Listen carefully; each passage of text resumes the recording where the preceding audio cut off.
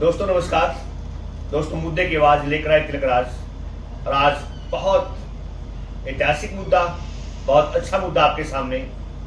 दोस्तों आप सभी को पता है कि अभी हाल में अपने हिंदुस्तान में जो सबसे बड़ी पंचायत लोकसभा जिसको कहते हैं उसका इलेक्शन हुआ है, और उसी के चलते अब ठीक 3 महीने के बाद कुछ राज्य में विधानसभा इलेक्शन होने हैं, जिनमें से एक हरियाणा स्टेट, जहां पर विधानसभा की तैयारी पुरजोर तैयारी शुरू हो चुकी है।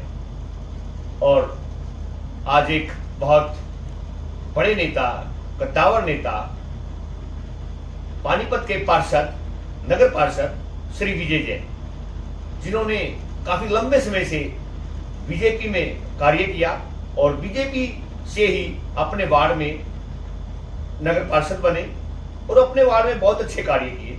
लेकिन पिछले 3 साल से जो उनकी एक मंशा थी कि पूरे पानीपत ग्रामीण कॉन्स्टिट्यूएंसी, ग्रामीण हल्का जो पड़ता है, उसमें हर कॉलोनी में जाना, हर गांव में जाना और अपनी तैयारी उन्होंने एक एमएलए विधानसभा के लिए अपनी प्रबल दावेदारी पेश की और अपनी विधानसभा के इलेक्शन की एक जोरदार तैयारी की। लेकिन 2009 में ग्रामीण जब नया प्रशिमन बना, नया हल्का बना, उसमें पहली बार यहां से स्वर्गीय श्री ओम प्रकाश जैन जी विधायक बने। उसके बाद 2014 में यहां पर दोबारा इलेक्शन होता है और बीजेपी की टिकट पर पहली बार महिपाल ढांडा एमएलए, अच्छे वोटों से एमएलए बने। उसके बाद 2019 में फिर इलेक्शन हुआ। 2019 में फिर श्री महिपाल ढांडा दोबारा फिर एमएलए चुने गए और अब तीसरी बार फिर कंटिन्यू महिपाल ढांडा अपनी तैयारी में है। और इस बीच अभी ठीक 2 महीने पहले महिपाल ढांडा को राज्य कृषि मंत्री का पद हरियाणा सरकार में दिया गया है। इसी के चलते पिछले 3 साल से जो अपनी जोरदार और एक अच्छी तैयारी विजय जैन की थी, उनको कहीं ना कहीं ये लगा कि बीजेपी में महिपाल ढांडा के रहते मुझे टिकट नहीं मिलने वाली, मुझे विधानसभा देखने का मौका नहीं मिलेगा।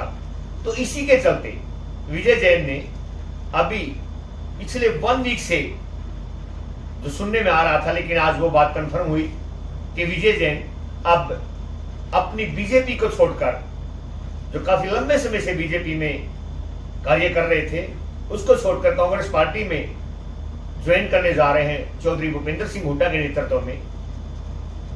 अब देखना यह है क्या विजय जैन कांग्रेस में जाने के बाद टिकट के दावेदार जैसे बीजेपी में थे, ऐसे क्या कांग्रेस पार्टी में उनको टिकट मिलेगी?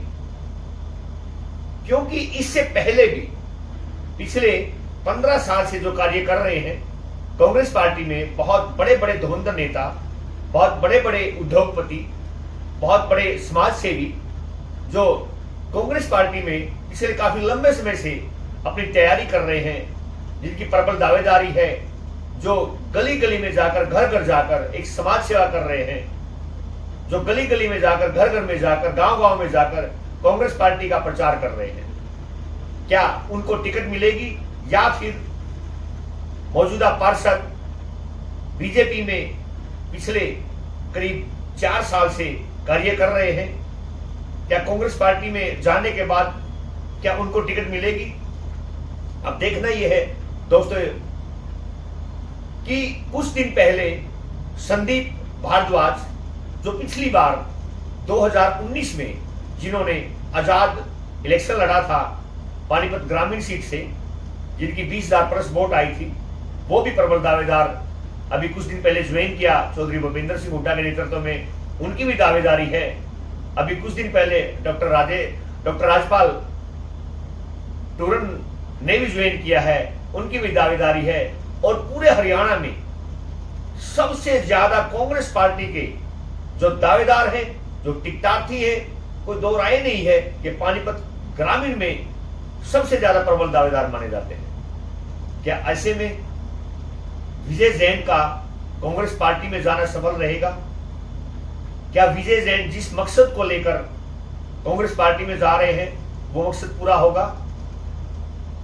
क्या विजय जैन के सिर पर ताज बंधेगा, या फिर अब देखना यह है कि बीजेपी की तरफ से मौजूदा सरकार में मंत्री महिपाल ढांडा जी का टकराव किससे होता है, कांग्रेस पार्टी किसको उतारती है, और आने वाला ठीक 2 महीने बाद इलेक्शन है।